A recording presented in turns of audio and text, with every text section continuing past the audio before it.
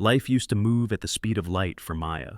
She was a whirlwind of activity, teaching spin classes in a bustling city gym, hiking, challenging trails every weekend upstate, spontaneously booking red-eye flights just to see a new sunrise. Energy hummed beneath her skin, a constant vibrant current that propelled her through days packed with friends, adventure, and the simple joy of movement. Her body felt like a perfectly tuned instrument ready for anything the world threw at it.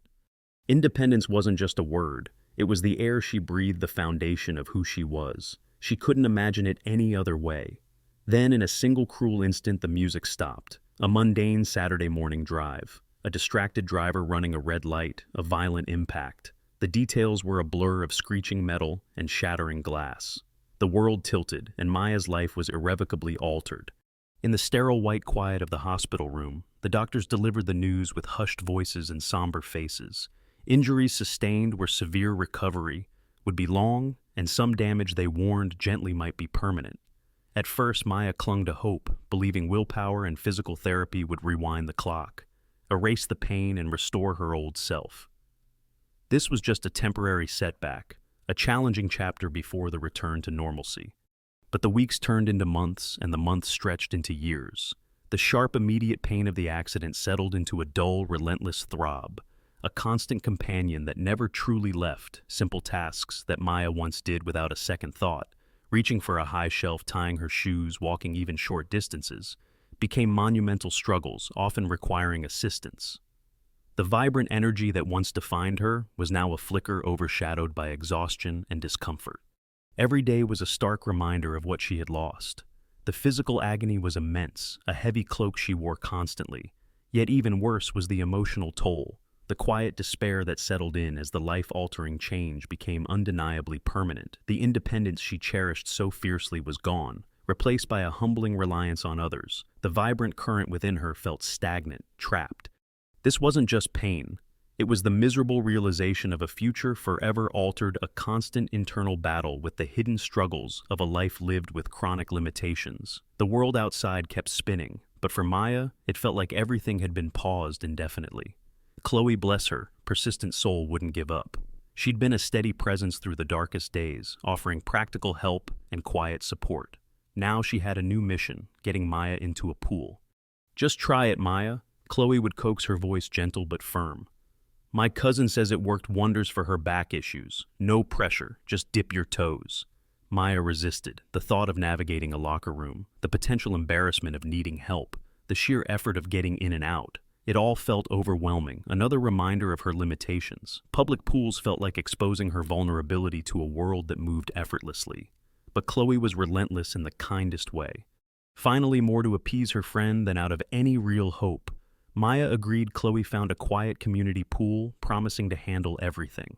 The day arrived, and Maya felt a familiar knot of anxiety tighten in her stomach. Getting ready was a struggle, confirming all her fears. With Chloe's patient help, she finally made it to the edge of the water, feeling exposed and awkward in her swimsuit. The cool, chlorinated air felt alien after years, mostly confined to the dry, predictable world of her apartment. Hesitantly, she began to lower herself into the water. Each degree of temperature change, a small shock. Her muscles, usually tight and screaming in protest, felt a strange, subtle loosening as the water enveloped her. Then she was in, submerged, and something miraculous happened. The weight that had pressed down on her for years, the constant heavy burden of pain, seemed to simply lift. In the water, she was nearly weightless. Tentatively, she moved an arm, then a leg. The sharp, biting agony that usually accompanied any significant movement was gone, replaced by a fluid, gentle glide. She pushed off the side, propelling herself forward with a grace she hadn't felt since before the accident. It was slow, imperfect, but it was movement, uninhibited movement. Tears welled in her eyes, hot against the cool water on her cheeks. It wasn't just physical relief. It was an emotional tidal wave. A sense of freedom long forgotten washed over her. The pool wasn't just water. It was a sanctuary, a place where the rules of gravity and pain seemed to suspend their hold. In that moment, pushing through the water, Maya wasn't defined by her disability. She was just moving, and the feeling was profoundly, breathtakingly hopeful.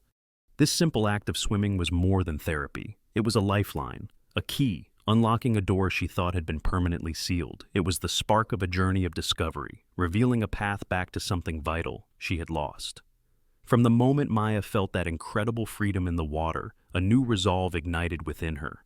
The public pool offered temporary escape, but she craved that feeling every day on her own terms.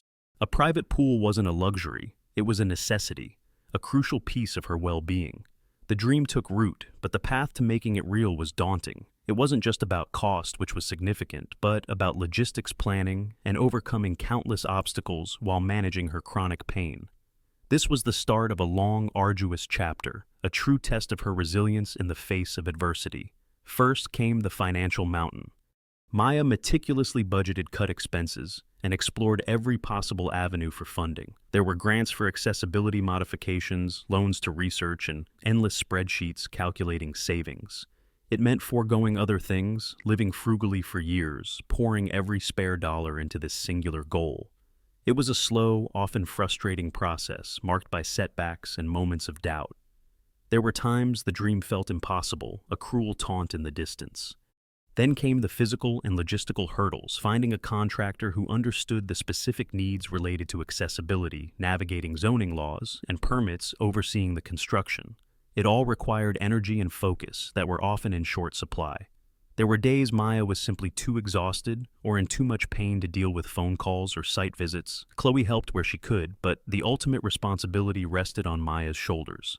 She learned to push through the fatigue, to advocate fiercely for her needs with builders, to manage timelines and unexpected problems with a stubborn determination she hadn't known she possessed. Months of disruption turned into seasons. The backyard became a construction zone, mounds of dirt, the skeleton of the pool taking shape, the constant hum of machinery. Each step from excavation to tiling felt like a small victory, a tangible sign that the dream was slowly, painfully coming true.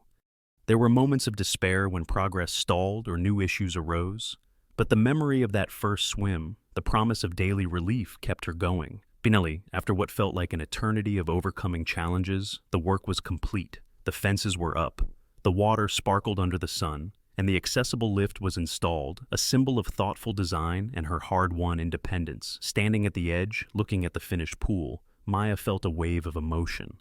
It wasn't just a hole in the ground filled with water. It was the culmination of years of effort, a testament to her unwavering commitment to reclaiming her life. Her private sanctuary was finally ready. The first swim in her own pool was everything Maya had dreamed of and more. Stepping down the accessible steps, or using the gentle hum of the lift into the cool, clear water in her own backyard, felt profoundly different from any other experience. There were no strangers watching, no hurried timelines, no energy spent on navigating public spaces. Just Maya, the water, and the sky above. It was immediate, accessible, and utterly her own. She quickly settled into a routine. Every morning, rain or shine, Maya would make her way to the pool. Sometimes it was a vigorous swim pushing through the water to build strength. Other days it was simply floating, letting the buoyancy support her body, allowing the tension and pain to melt away. The water was a constant source of relief, a physical and mental reset button. In the privacy of her high-fenced yard, she could move freely, unapologetically. She could wear whatever she wanted, swim however she needed without a single concerned glance or whispered judgment. The pool became more than just a therapeutic tool. It became her sanctuary, her favorite place in the world. It was where she started her day, where she found peace when the pain flared, where she felt most like herself again. It was a quiet rebellion against the limitations. Her body imposed a daily declaration of independence. The shimmering surface reflected not just the sun, but the renewed hope within her. This private oasis was a testament to her personal triumph, a space where she could finally breathe and move without the constant weight of her struggles. Peace had settled in deep and true here in her own backyard. The quiet rhythm of Maya's neighborhood was gently disrupted when the house 2 doors down sold and new owners moved in. A large moving truck rumbled down the street, followed by a sleek dark SUV. Out of the SUV stepped a woman with sharp features and an even sharper gaze. This was Cassandra. Initial interactions were brief, polite nods from a distance or a curt hello when paths briefly crossed on the sidewalk. Nothing overtly unfriendly, but there was an immediate subtle tension in her presence, a feeling of being assessed. Maya noticed Cassandra observing things. Her eyes seemed to linger a moment too long on Maya's accessible ramp leading up to her porch. She saw Cassandra standing at her own fence line, ostensibly looking at her garden, but her gaze seemed to drift towards Maya's backyard, where the new pool was a glint of blue under the sun. There was a look of intense scrutiny, almost disapproval, in Cassandra's eyes whenever she seemed to catch a glimpse of Maya or her property. It was a subtle, unsettling feeling, like a storm gathering on the horizon. This wasn't typical neighborly curiosity. It felt like an unwelcome, unsolved mystery of intent. Cassandra's arrival had introduced a discordant note into Maya's peaceful existence, hinting at a potential disruption to her hard-won sanctuary. Less than a month after the final touches were put on Maya's pool, the subtle tension escalated dramatically. Maya was enjoying her usual morning swim, the water a soothing balm against her aching muscles, her mind finally quiet. The high fence around her backyard felt like a protective barrier, ensuring her privacy. The only sounds were the gentle lapping of the water and her own steady breathing. It was her sacred space, a place of pure, unadulterated peace. Suddenly the quiet was shattered. Maya heard the distinct squeak of her side gate opening, followed by footsteps on the gravel path. Her heart leaped into her throat. Who would just walk into her yard? Before she could even call out, a figure emerged from the side of the house and strode onto the paved area surrounding the pool. It was Cassandra. She marched with an air of aggressive entitlement, hands planted firmly on her hips, eyes scanning the yard with blatant disapproval.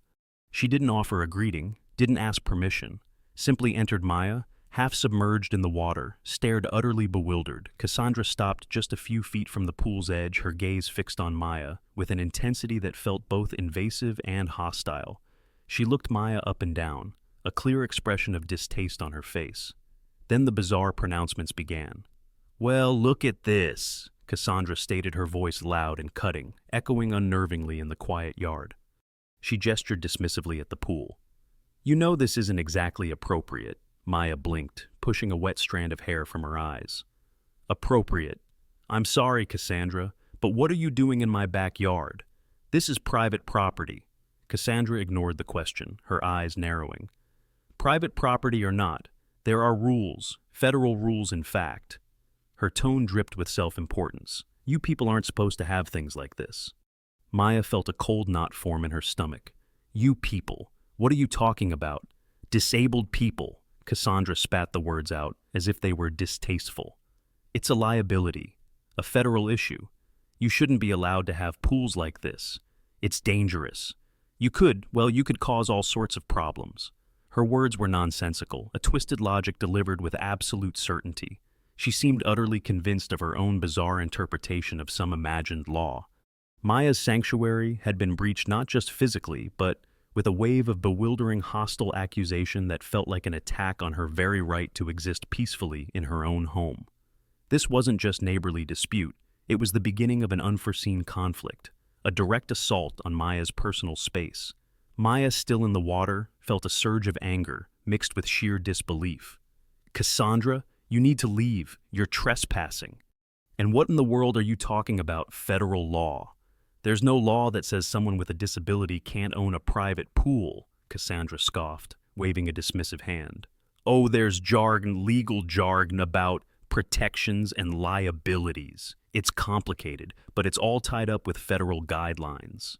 She gestured vaguely towards the house, then back at the pool. "It's just not compliant for someone in your situation. It creates an undue burden on the neighborhood you see." Her explanation was a swirling mess of buzzwords and baseless claims, delivered with the conviction of someone who had just invented a new set of rules. It was impossible to reason with. Before Maya could formulate a response to this fresh wave of absurdity, Cassandra's focus shifted, her eyes raking over Maya in the pool. A look of disgust twisted her features. "And honestly," she continued, her voice dripping with disdain, "wearing that in broad daylight when there could be children around or husbands." Maya looked down at her simple, modest swimsuit, then back at Cassandra, utterly floored by the abrupt change in attack. "Wearing what? A swimsuit in my own pool, in my own private fenced-in backyard." "It's indecent," Cassandra insisted, stepping closer to the edge. It's a display. Disabled people shouldn't present themselves like that in public. It's frankly disgusting." The sheer audacity of the statement stole Maya's breath for a moment. She was standing in her own yard, wearing a swimsuit in her own pool behind a fence, tall enough to block any view from the street or neighboring yards. There were no children, no husbands seeing anything, unless they were actively trying to trespass and peek over a 6-foot barrier. Then it clicked. This wasn't about federal law or public indecency. This was about something else entirely, something petty and ugly. Cassandra's eyes held a flicker of resentment, a hint of something that tasted like jealousy. Perhaps jealousy of the pool itself, or perhaps bizarrely of the sight of Maya finding freedom and movement in the water. The thought was almost laughable in its pettiness, but the venom in Cassandra's voice was real. "Cassandra," Maya said, her voice now steady, despite the shock. "My fence is 6 feet tall. Nobody can see into this yard, unless they climb it or trespass, which you are currently doing. What I wear in my private pool is absolutely none of your business." Cassandra's face contorted further at being called out. She wasn't interested in logic or facts. Her eyes darted around the yard again, as if looking for another angle of attack. The initial bizarre legal claim had collapsed, revealing a core of simple mean-spirited judgment and a desperate need to find fault. Maya stood her ground, her peaceful sanctuary, now the battleground for this woman's irrational behavior. It was clear this confrontation was rapidly spiraling out of the realm of normal neighborly interaction into something far more hostile and perplexing. Taking a deep breath, Maya decided to shift tactics. Engaging with Cassandra's bizarre claims was clearly futile. The priority was to get her out of the yard. "Cassandra?" Maya repeated, her voice firm, but even maintaining a composure she didn't entirely feel. "This conversation is over. You are on my private property without permission. I need you to leave. Now." The simple direct request seemed to ignite a fresh wave of fury in Cassandra. Being asked to leave, told she was trespassing, was clearly an affront to her perceived authority. Her face flushed, and her voice rose to a near shout. "Leave! I'm not leaving. Not until you understand that you can't just do whatever you want here." She gestured wildly at the pool again. "This is a neighborhood. There are rules." "Yes," Maya countered, her voice steady. "And one of the rules is, you don't enter someone else's private property without being invited. Please leave." Cassandra balled her fists, her eyes blazing. "Fine. You want to be difficult. You want to violate regulations. We'll see about that." She puffed herself up, planting her feet firmly. "I'm calling the police right now. This is a public safety hazard. I'll call the city too, and the HOA. They'll shut this down. You won't be swimming in here for long, I can promise you that." She listed her threats with a triumphant, almost gleeful air, clearly believing these pronouncements held immense power and would immediately bring Maya into line. She seemed to think invoking police and city and HOA was the ultimate weapon. Maya simply looked at her, a cool level gaze meeting Cassandra's agitated one. "You are free to call whomever you wish, Cassandra," Maya said calmly, "but you need to leave my property first." Seeing that her threats weren't causing Maya to cower, Cassandra's face twisted in frustration. With a final huffing glare, she turned sharply and marched back the way she came, muttering threats under her breath about not seeing the last of this and making sure this gets handled. The squeak of the side gate closing marked her physical departure, but the echo of her aggressive confrontation and unfounded threats lingered in the air, a clear promise of continued disturbance. Maya was left standing in her peaceful water, her sanctuary momentarily tainted by the storm that had just passed through. Cassandra wasted no time in making good on her implied threat to involve the neighborhood. Over the next few days, a subtle shift became noticeable. Casual sidewalk conversations with other residents felt a little off. Brief exchanges felt shorter, eyes sometimes darted away, and there was a palpable sense of hushed curiosity. Cassandra had opened her own version of a thrilling story, casting Maya as the antagonist in her twisted narrative. Word travels fast in a close-knit community, even one in a large city neighborhood. Cassandra, armed with her distorted version of events, began her whisper campaign. She buttonholed neighbors, recounting her encounter with Maya, exaggerating details and spinning fabrications. She spoke of safety hazards, hinted darkly about potential lawsuits against the neighborhood if something happened, and reiterated her bizarre claims about federal violations, painting Maya as a stubborn, reckless individual, flouting rules and endangering everyone. She even circled back to the indecency angle, framing Maya's private swimming as a public spectacle. Reactions varied. Some neighbors, unfamiliar with Maya's situation, or simply polite to a fault, listened with furrowed brows, perhaps briefly swayed by Cassandra's confident, indignant delivery. Was there really some hidden rule? Could it actually be dangerous? Others who knew Maya or had witnessed Cassandra's abrasive nature firsthand were immediately skeptical, recognizing the rantings for what they likely were: malicious gossip. They'd seen Maya's pool, seen the high fence, and couldn't reconcile Cassandra's claims with reality. It was Chloe who gave Maya the full picture. Over coffee, one morning she recounted a deliberately vague but clearly venomous conversation she'd overheard Cassandra having with another neighbor. "She's telling everyone you've built some kind of illegal structure and that you're a menace," Chloe reported, rolling her eyes. "She's even saying you're flashing people from your pool." Maya felt a cold wave of anger wash over her. Cassandra wasn't just a nuisance. She was actively trying to damage Maya's reputation and turn her community against her. It was a deliberate act of malice, a calculated move to isolate and pressure her. The conflict had officially spread beyond Maya's backyard, becoming an unwelcome public spectacle, orchestrated by Cassandra's relentless gossip. This was no longer just about a pool. It was about reputation and community standing. Hearing about Cassandra's whisper campaigns solidified it for Maya. This wasn't a one-time outburst or a simple misunderstanding. Cassandra was persistent, malicious, and clearly intent on making Maya's life difficult. The threat of police, city, and HOA involvement, coupled with the active spread of harmful rumors, indicated a significant escalation. Reacting defensively wasn't enough anymore. Maya needed to be proactive to build an undeniable record of Cassandra's harassment campaign. Drawing on her inherent resilience, Maya decided to prepare for the worst. She bought a dedicated notebook, labeling it simply Cassandra Log. In it, she began meticulously documenting every interaction, the date and time of Cassandra's trespass, the exact bizarre claims and threats she made, the names of neighbors who reported hearing the rumors, and the content of those rumors as accurately as possible. Nothing was too small to note. Every glare, every muttered comment from across the fence. Every time Cassandra seemed to be loitering near her property line. Maya also started saving everything. If Cassandra sent any texts or emails, mercifully, there hadn't been many direct ones yet, but Maya was ready. They would be archived. She checked her security camera footage, ensuring it was recording clearly and saving any clips that showed Cassandra near or on her property. She even considered discreetly using her phone's voice recorder if another direct confrontation occurred, though she hoped it wouldn't. It felt strange, almost like preparing for a battle she never wanted to fight, but this systematic documentation wasn't about revenge. It was about creating a clear, factual timeline of Cassandra's relentless pursuit, a shield of evidence to protect herself and her sanctuary. Each entry in the logbook, each saved piece of data wasn't just a record of an unpleasant incident. It was a step towards building a solid case, turning her frustration into a strategic defense.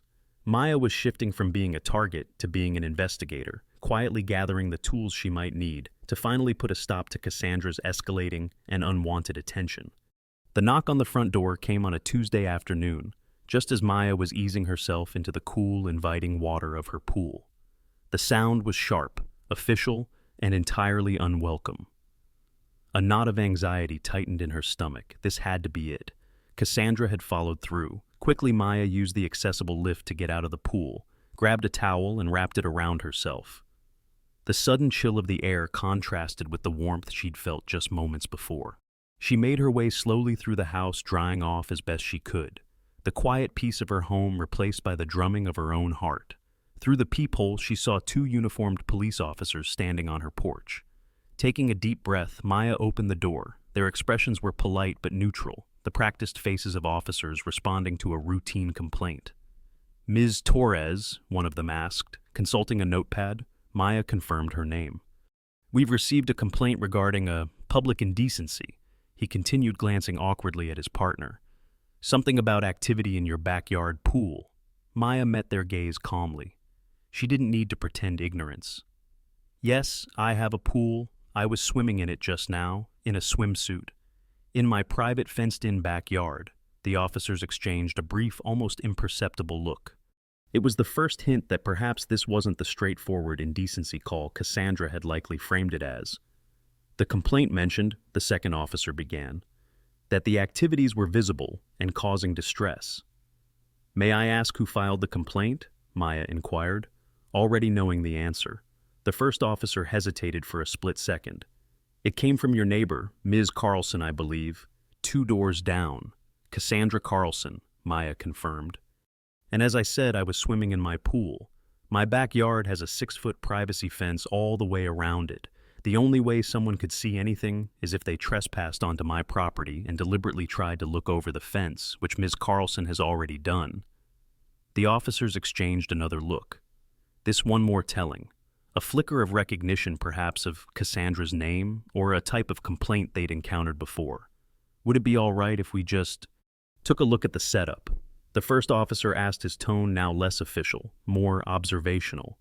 Of course, Maya said, leading them through the house and out to the backyard. As they stepped out, their eyes scanned the area. The high fence, the pool, the well-maintained space. They walked towards the fence line, peering over it towards Cassandra's property, then back towards the street and other neighbors. Their professional masks began to slip. Confusion, then visible exasperation crossed their faces. It was abundantly clear, even without Maya saying another word, that Cassandra's claims of visibility and indecency were wildly baseless. The first officer turned back to Maya, shaking his head slightly. All right, Ms. Torres, thank you for your time. It appears there's no issue here. His partner added a touch of weariness in his voice. Looks pretty private to us. They offered brief, almost apologetic nods. Sorry to bother you, the first officer said. Seems like a bit of a misunderstanding. We get interesting calls sometimes. The implication hung in the air. Cassandra was one of those interesting calls. As they walked back towards the gate, the professional politeness returned, but their body language spoke volumes. They looked less like officers investigating a crime, and more like tired referees dealing with a child's petty squabble. Maya watched them leave, the click of her gate sounding much more final this time. The police visit, initially a source of anxiety, had turned into external validation. Cassandra's unfounded allegations had been exposed for their absurdity by the very authority figures she had tried to weaponize. It was a small but significant victory in this escalating neighborly dispute. Closing the door after the police left, Maya leaned against it, the towel still wrapped around her. A wave of relief washed over her. They had seen the truth. They hadn't taken Cassandra seriously. Her sanctuary remained untouched, her right to use it validated, but the relief quickly faded, replaced by a simmering righteous anger. Cassandra hadn't just complained, she had lied, trespassed, spread rumors, and weaponized law enforcement, however ineffectively, to try and disrupt Maya's life, and take away her most vital source of relief and independence. This wasn't just a difficult neighbor. This was harassment, malicious, persistent, and utterly unacceptable. The thought solidified in Maya's mind. Cassandra couldn't be allowed to continue, not only for Maya's own peace, but to prevent her from doing this to anyone else. Threats, rumors, false reports to the authorities, it had to stop. And if Cassandra wouldn't stop on her own, Maya would have to make her. Standing in her hallway, the damp swimsuit beneath the towel, a reminder of her brief moment of peace shattered, Maya made a decision. This wasn't just about the pool anymore. It was about protecting her home, her rights, and her dignity. She would fight back, not with angry words or petty retaliation, but with the full force of the law. She walked to her computer, the police visit still fresh in her mind, and began to search. She needed a lawyer. Not just any lawyer, but someone who understood the nuances of harassment, property rights, and perhaps even disability law. Someone who would see past the bizarre nature of the complaint to the real harm being done. Someone who would be as determined as she was to see justice served. The real fight was about to begin. This was the start of her legal battle to reclaim peace. Maya's search for a lawyer led her to the firm of Sterling and Associates, known for their work in civil litigation and property disputes. She made an appointment and gathered all her meticulously collected evidence, the Cassandra log notebook filled with dates and details, printouts of texts, if any existed, notes on Cassandra's bizarre claims, and the police report number from the public indecency call. Walking into the lawyer's office, Maya felt a mix of nerves and resolute determination. She was introduced to Sarah Sterling, a woman with a sharp, intelligent gaze and a no-nonsense demeanor that immediately put Maya at ease. Maya explained the situation, starting with the importance of the pool to her well-being, describing Cassandra's uninvited intrusion, her strange accusations about federal law and indecency, the escalating threats, the rumor spreading and culminating with the absurd police visit. As Maya spoke, Sarah listened intently, occasionally asking a clarifying question. When Maya presented her organized binder of documentation, Sarah's eyes lit up. She took the notebook and began to read, flipping through the pages, her initial professional interest deepening into something more like focused enthusiasm. "Wow," Sarah murmured, looking up from the logbook. "You've been very thorough, Ms. Torres. This is excellent." Sarah spent the next 20 minutes poring over the details, asking about specific incidents, particularly the recorded claims and the police interaction. Her questions were pointed her understanding of the legal implications immediate. She didn't dismiss the bizarre nature of Cassandra's behavior. Instead, she saw it as key evidence of harassment and intent to cause distress. Putting the binder down, Sarah leaned forward, a slight smile playing on her lips. "Ms. Torres, based on what you've told me and this documentation, I believe you have a very strong case. This is clearly harassment bordering on intentional infliction of emotional distress and trespass."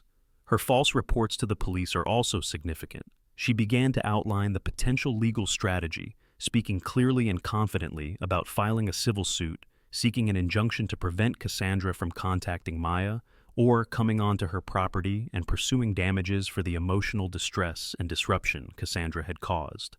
Sarah spoke with genuine passion, not just for the legal process, but for defending Maya's right to peace and safety in her own home.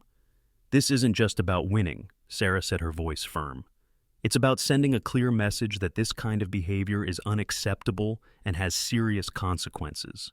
Frankly, Ms. Carlson seems to have dug her own legal grave with her actions and her documented statements." Leaving Sarah's office, Maya felt a weight lift from her shoulders. She wasn't alone in this fight anymore.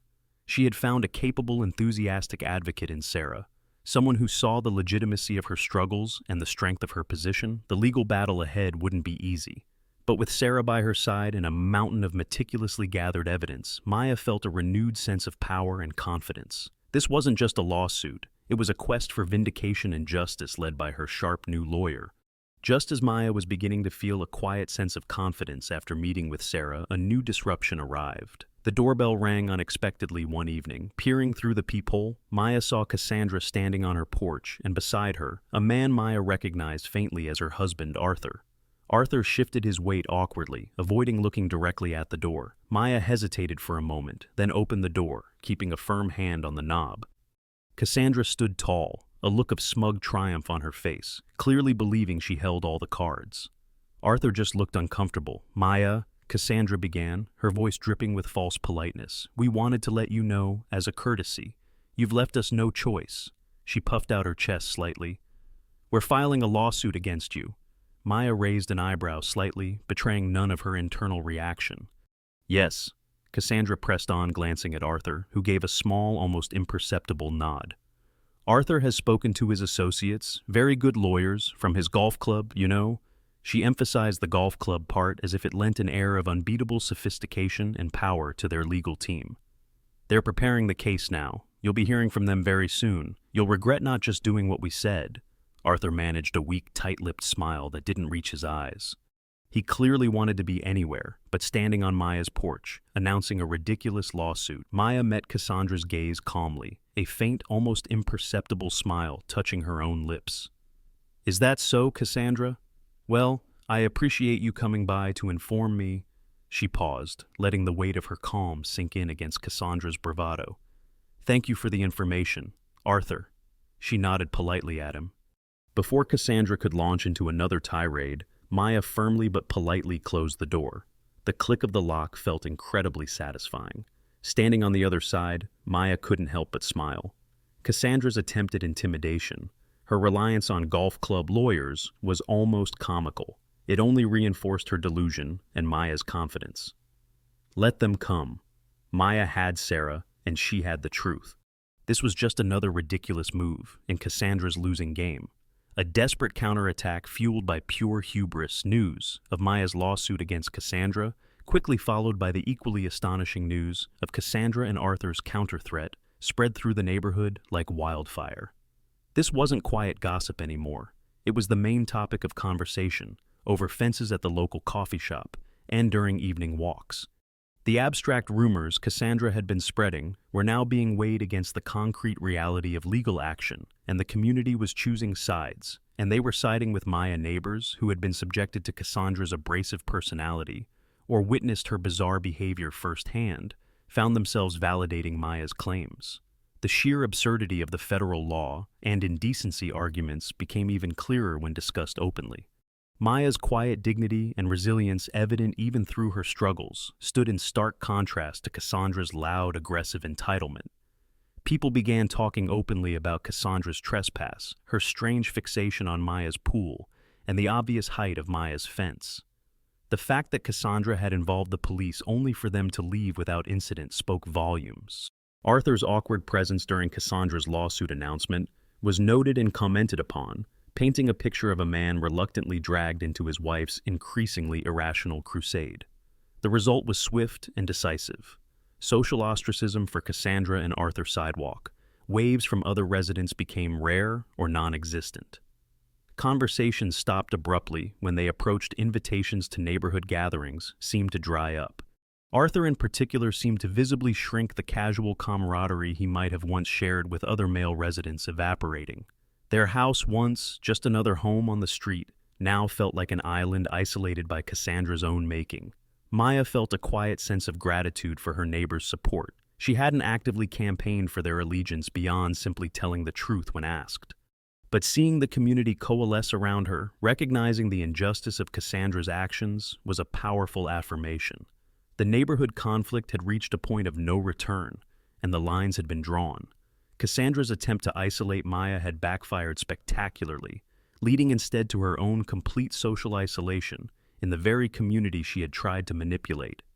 This was the turning tide in the unwanted attention Maya had been receiving. The legal gears began to grind. While Maya was spared the grueling drama of a full-blown trial, Sarah worked diligently behind the scenes. There were filings, motions, and the quiet pressure of a strong case built on meticulous documentation and Cassandra's own erratic behavior. Maya received occasional updates from Sarah, a brief phone call discussing a legal maneuver, an email summarizing a communication with the opposing counsel, presumably Arthur's golf club lawyers.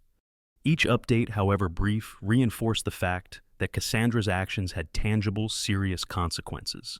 The focus of the narrative shifted away from Maya's direct confrontations with Cassandra and towards the inevitable fallout happening just 2 doors down.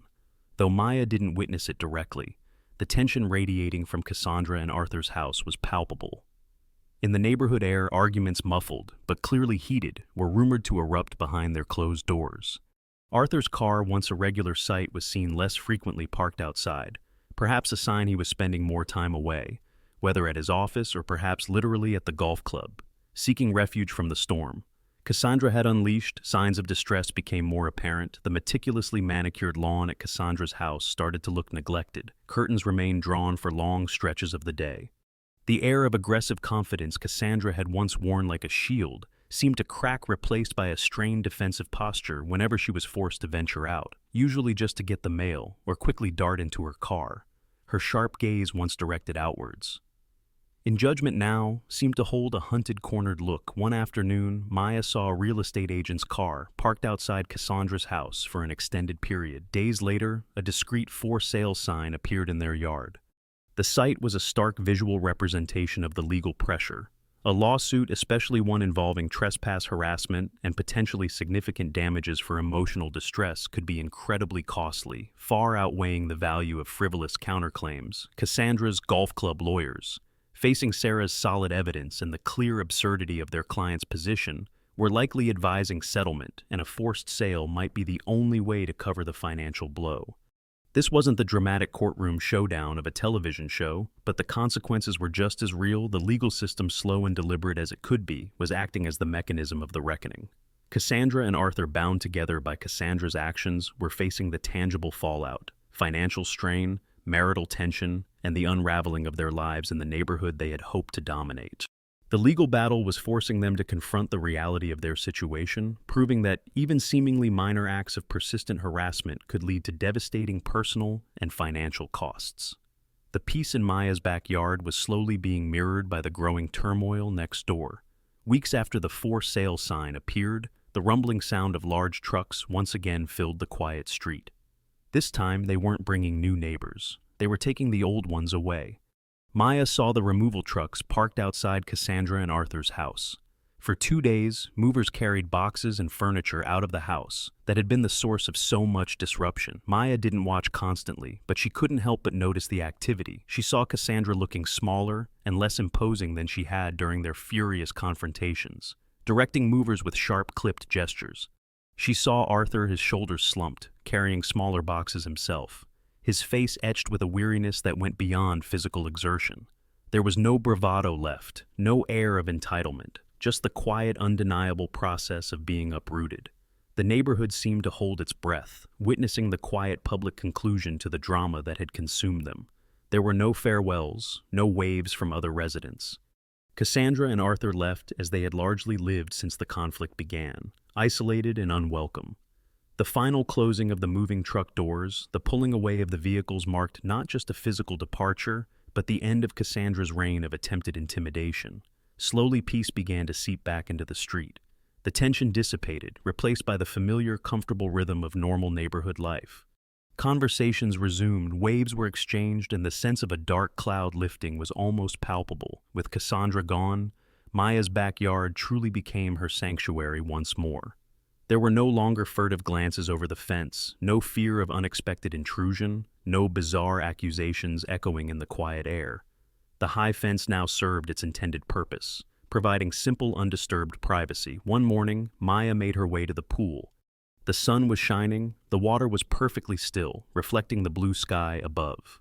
She went through her routine, preparing to enter the water. There was no knot of anxiety in her stomach, no lingering tension in her muscles, just the simple anticipation of therapeutic relief. Stepping into the pool, she felt the familiar, blessed sensation of weightlessness. The water embraced her, soothing the chronic aches, but also washing away the last vestiges of stress and anger that Cassandra had inflicted. She pushed off the side, gliding through the water with renewed freedom. This was what she had fought for. This was the dream fully realized, no longer under siege. Swimming in her pool, Maya felt a profound sense of peace and accomplishment. She had faced an unforeseen conflict, endured persistent harassment, and pursued a difficult legal battle. She hadn't cowered or been driven away. She had stood her ground, documented the truth, and used the system to protect herself. The pool, her lifeline, was safe. Her home was her sanctuary again. The peace restored was not just the absence of conflict, but the quiet, powerful presence of hard-won victory and the reclamation of her independence and well-being. The thrilling story of her battle with Cassandra was over-ending, with a triumphant return to the simple, vital act of swimming in her own private oasis. Here are some key life lessons and practical advice from Maya's story. The compelling narrative of Maya finding peace and confronting a difficult neighbor holds potent lessons for us all. It reminds us that even after facing life-altering changes, discovering unexpected solutions is possible. Keep an open mind and explore new paths to well-being. Building a personal sanctuary, whether physical or emotional, often requires resilience in the face of adversity and unwavering persistence. Trust your determination and keep working towards your goals. A key takeaway is the vital importance of establishing and defending your boundaries. Don't hesitate to stand up against persistent harassment or disrespectful behavior that disrupts your peace, whether it's in your home, workplace, or online. Gathering clear evidence of problematic interactions can be a powerful step in protecting yourself. Remember that seeking support from friends or experts is a sign of strength, not weakness. Maya's story is a personal triumph that underscores the fact that you have the right to live freely and peacefully, and sometimes defending that right requires taking determined action to ensure vindication and justice.